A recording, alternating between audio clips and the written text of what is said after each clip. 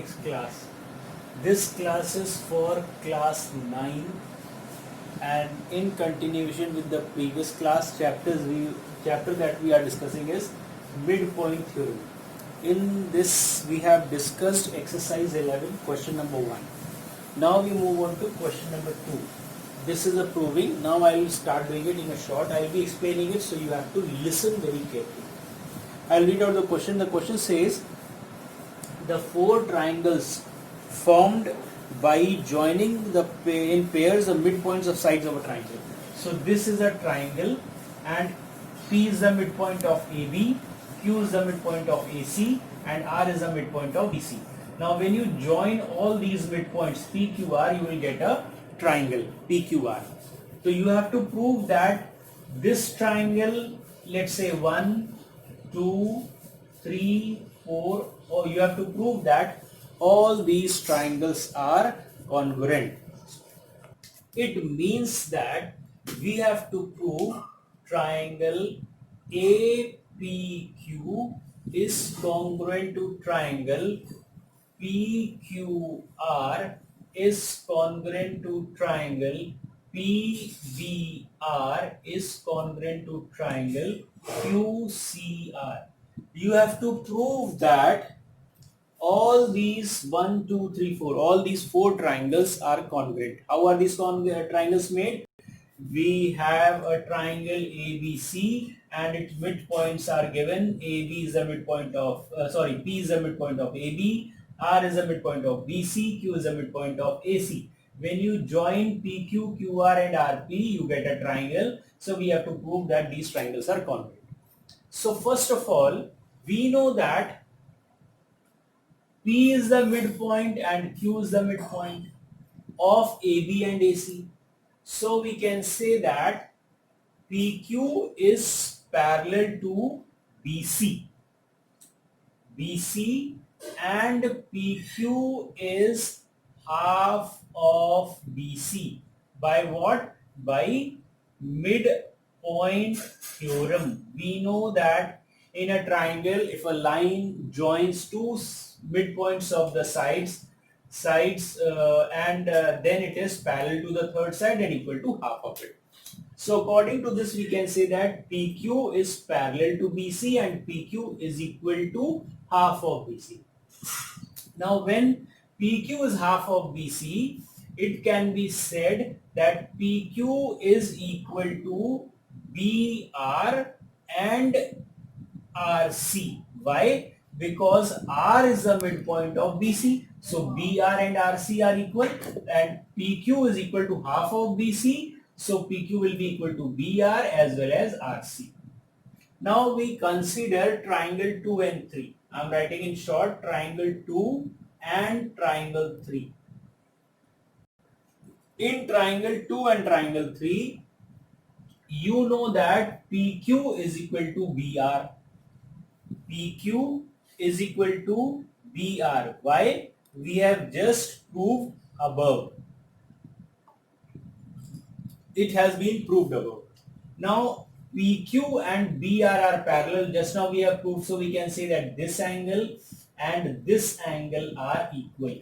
It means that angle PQR is equal to angle PRB. Why? Because they will act as alternate interior angles. They will act as alternate interior angles. And you see the side PR. PR is equal to PR because it is common in both the triangles. PR is in PBR also and PR is in PQR also. So we can say by side angle side and side angle side, triangles are congruent. So we can say triangle QPR. QPR is congruent to triangle BRP. BRP. Reason is side angle side. So QPR, this triangle QPR and PRB. We have proved that these two triangles are congruent. Similarly, we can prove that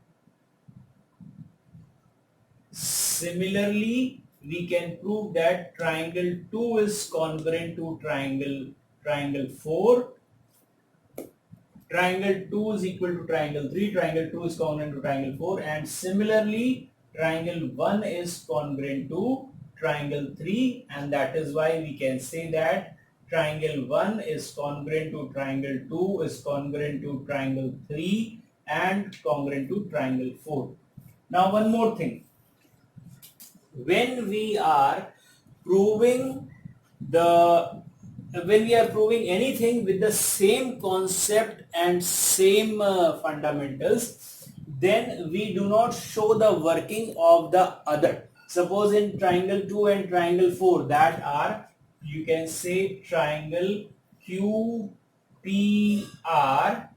and triangle 4 is triangle QCR. It is not necessary to write it again. Once it has been explained over here, then you can simply say, similarly, this triangle is congruent to this triangle. Similarly, this triangle is congruent to this triangle. Here also I am writing it in brackets, that triangle QPR has to prove congruent to triangle BRP. So once this is proved, similarly this can also be proved and this can also be proved. So from first, let us say this is equation number 1, this is equation number 2, and this is equation number 3. From 1, 2 and 3, or you can say from equation 1, 2 and 3, we can say triangle 1, 2, 3, 4 are congruent. So now we move on to question number 4. Now question number 4 is the diagonals AC and BD of parallelogram ABCD intersect each other at O. We have a parallelogram ABCD. Its diagonal AC and BD are intersecting at point O. Then they say that P is the midpoint of AD. P is the midpoint of AD. We have to prove that PO is parallel to AB, and at the same time we have to prove that PO is equal to half of DC or CD. These two things we have to prove. Now it is already given that ABCD is a parallelogram. Before that, since we have to find PO, so we will draw construction is join P and O. What we are doing? Joining P and O. So what is our construction? Since construction we have done on our own, so we have to write it join PO. Now, if we consider triangle DAB, we can say in triangle DAB, what do we have? P is given midpoint and O is also the midpoint. Why O is the midpoint? Because we know that the bisectors, or the point where the diagonals meet in a parallelogram is the midpoint, or diagonals of parallelogram bisect each other. So we know that diagonals of parallelogram bisect each other. Now this is the main thing. If we know that the diagonals of parallelogram bisect each other, it means O is the midpoint of DB as well as O is the midpoint of AC.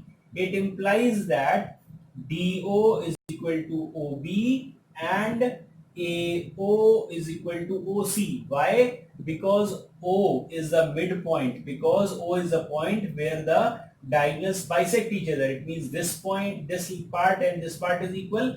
At the same time, this part and this part is equal. So we will take triangle DAB. In triangle DAB, we can say that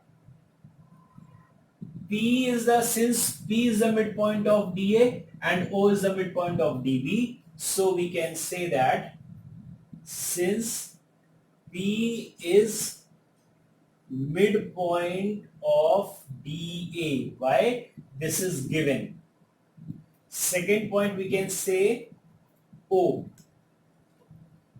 O is the midpoint of DB. This is also given, but it is hidden. You need to know the properties of parallelogram, and property of parallelogram that we are utilizing is that diagonals of parallelogram bisect each other. Now P is the midpoint as well as O is the midpoint. When P and O are midpoint, then we can use midpoint theorem and we can say that PO is parallel to AB according to midpoint theorem. So first thing that was supposed to be proved has been proved. Now second thing we have to prove that PO is half of CD. So if PO is parallel to AB, we can say PO is half of AB also according to midpoint theorem only. According to midpoint theorem. But since ABCD is a parallelogram, we can say AB is equal to CD, AB is equal to CD and AB is parallel to CD. Why? Because these are opposite sides of parallelogram. Now these are opposite sides of parallelogram. AB is equal to CD and at the same time AB is parallel to CD. In the place of this AB upon 2, we can substitute AB by CD. So we can say therefore PO is equal to CD upon 2. In place of AB, we have substituted with CD and that is the proof. So that is it. I hope you would have understood this. Now we move on to question number 6. Now question number 6, this is very important and most of the times it is there in your question paper and exams. What is this question? They say that show that the quadrilateral formed by joining the midpoints of adjacent side of a square is also a square. Means we have taken a square A, B, C, D and its midpoints are P, Q, R and S. We have joined them. So you have to prove that PQRS is a square. This is the question. We have to prove that PQRS is a square and it is given that ABCD is a square and its midpoints and the midpoints of the sides are PQ, R and S. So I'm not writing it, I'm just explaining. It is given that ABCD is a square and you have to prove that the quadrilateral formed by joining the midpoints of a square is also a square. It means P is the midpoint of AB, Q is the midpoint of BC, R is the midpoint of CD and S is the midpoint of AD. When you join PQRS, you have to prove that this is also a square. So what are we going to do? First of all, we'll write the construction. What construction we have to do? Construction is join BD and AC, or you can say draw the diagonals of the given square. So diagonals of the given square will be AC and BD and BD. These are the diagonals of the square. So our construction can also be written as draw diagonals of A, B, C, D. So diagonals we have made. Now you can say that since this S is the, so you can say that in triangle ADB, if you concentrate on triangle ADB, you say that S is the midpoint of AD and P is the midpoint of AB, right? S is midpoint of AD and P is midpoint of AB. And according to midpoint theorem, we know that in triangle ADB, a line joining two midpoints of the sides of the triangle is parallel to the third side and equal to half of it. So we can say that SP is parallel to DB and SP is equal to half of DB. The reason is midpoint theorem. Second, now we consider triangle CDB. CDB. CDB. In this, R is the midpoint of CD, Q is the midpoint of BC. So we can say that RQ is parallel to DB. At the same time, RQ is equal to half of DB. And reason is midpoint theorem. Now, from this, let us say this is equation number 1, let us say this is equation number 2. We have proved that SP is parallel to DB and half of DB, and RQ is also parallel to DB and half of DB. If SP and SQ both are parallel to DB, it means SP is parallel to RQ. And second point, we can say that SP is equal to RQ. This is the main thing that we are going to use. RQ is half of DB, SP is half of DB. Both of them are half of the same quantity. So SP and RQ will be equal. That is why it is written. And SP is parallel to DB, RQ is parallel to DB. Both of them are parallel to same. So we can say SP and RQ are parallel to each other. Now when SP and RQ are parallel to each other and equal to each other, so we can say that SPQR is a parallelogram, because in a parallelogram one pair of opposite sides is parallel and equal, and we have proved that these pairs are parallel and equal to each other. So PQRS or SPQR becomes a parallelogram. If it is a parallelogram, then it is very clear or obvious that SR is equal to SPQ and SR is equal to PQ. Or if you want to prove it, you can say that join AC, and we can say that SR, I'm writing it, we can say that SR is parallel to AC and SR is equal to half of AC. Again, by the same reason, by the midpoint theorem. Similarly, we can say that PQ is parallel to AC and PQ is equal to half of AC. And similarly, we can say that SR is parallel to PQ and SR is equal to PQ.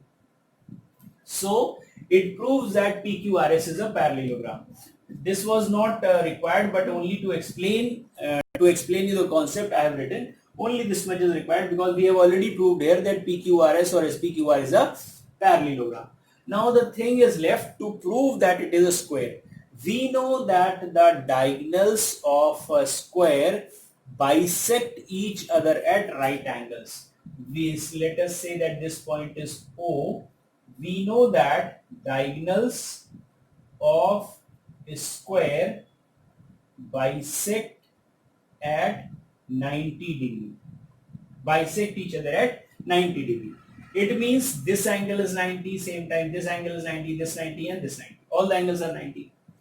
We know that this and this are parallel. At the same time, this and this are also parallel.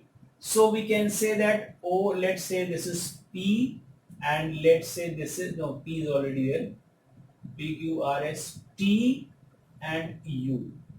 We can say that since DB is parallel to RQ, now look in the diagram, DB is parallel to RQ. Now part of DB is TO, so we can say that TO is parallel to RU, that is also the part of RQ. Means this implies that TO and RU are parallel. Similarly, we can say that SR is parallel to AC.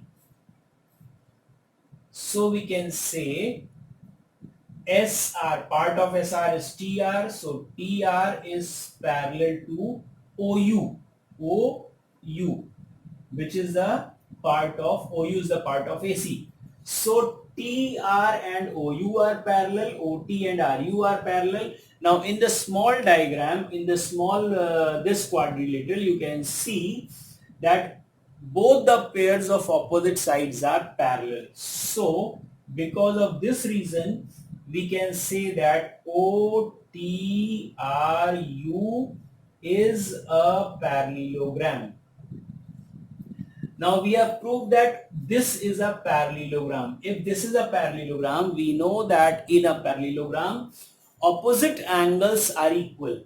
In a parallelogram, opposite angles are equal. Now this angle is 90 degree. So this also will be 90 degree. So we can say that angle TRU is equal to angle TOU is equal to 90 degree because opposite angles of parallelogram are equal.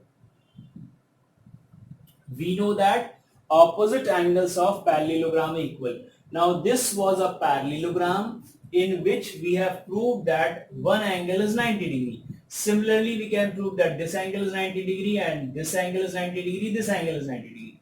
So all the angles 90 degree. So therefore we can say that PQRS is also a square. That was the proof. This question is, I'm repeating, very important, and this is most of the times this is there in your question paper. So please go through it again and again, at least 2-3 times, then you will understand, because there's not only one concept of midpoint theorem, concepts of parallelogram and square, so many things are being used. Now we move on to the next question. I hope that this whatever we have discussed is clear with you. Now the next question will be considered in the next class. I will be making one more class because these questions need to be understood from the base level only. So by that time, please stay at home, stay blessed, and keep on studying hard, because this requires a lot of effort to understand. So I expect everyone to keep on practicing and have a nice day. Thank you.